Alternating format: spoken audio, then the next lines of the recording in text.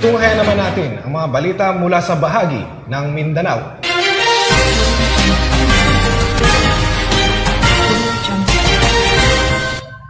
Nasabat ang tinatayang 34 na milyong pisong halaga ng ilegal na droga mula sa isang high-value individual matapos ang operasyon ng PNP at PIDEA sa Barangay Matalin, Malabang, Lanao del Sur.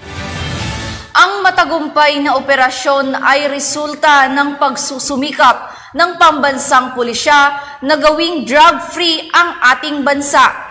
Patrol Woman Veronica Lagi, ibalita mo.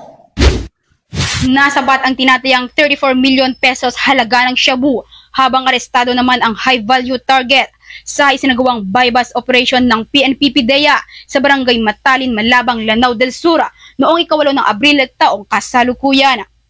Kinilala ni Police Brigadier General Prexy D. Tanggawon, Regional Director ng PROBAR, ang suspect na si alias Dots, 30 anyos, na residente ng Barangay Bagwatu, Cotabato City. Naging matagumpay ang isinagawang bypass operation ng mga operatiba ng PNP Drug Enforcement Group BAR, katuwang ang Philippine Drug Enforcement Agency BARM, Highway Patrol Group BAR, National Intelligence Coordinating Agency BARM, National Bureau of Investigation BARM, 32nd Infantry Battalion, 11 Infantry Division Philippine Army, 3rd Scout Ranger, Philippine Drug Enforcement Unit, Philippine Special Operations Group, 2nd Provincial Mobile Force Company, Lanao del Sur PPO at Malabang Municipal Police Station.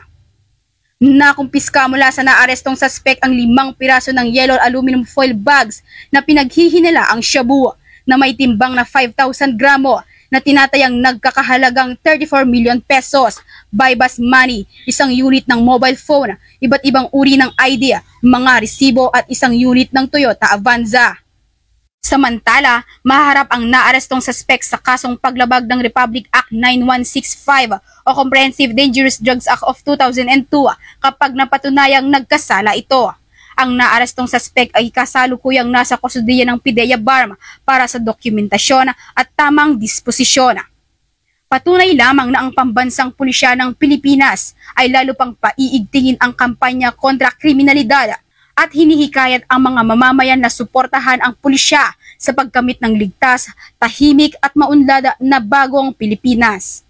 Mula rito sa rehiyon ng Bangsamoro, ako ang inyong Police News Network correspondent, Patrol Woman Veronica Lagi, alagad ng batas, tagataguyod ng Balitang Pulis. Maraming salamat, Patrol Woman Lagi.